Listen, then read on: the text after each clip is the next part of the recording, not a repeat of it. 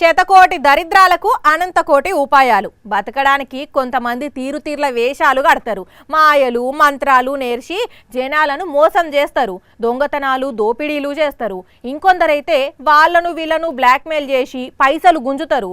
మనుషులే కాదుల్లా కోతులు కూడా ఇదే టైపు దందా షురూ చేసినాయి. టూరిస్టులను బాజాప్తా బ్లాక్మెయిల్ చేస్తున్నాయి. అటు చూడుర్రో పారి. ఇగో ఇదే బతక నేర్చిన కోతి దాని చేతులు ఏమున్నదో అవపడుతున్నదా?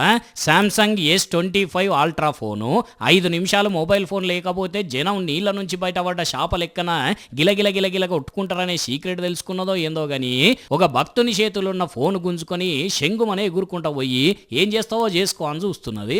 ఇప్పుడు ఆ కోతి చేతుల నుంచి ఫోన్ తీసుకున్నాడంటే ఉత్తముచ్చట కాదు. దానికి ఒక టెక్నిక్ ఉన్నది.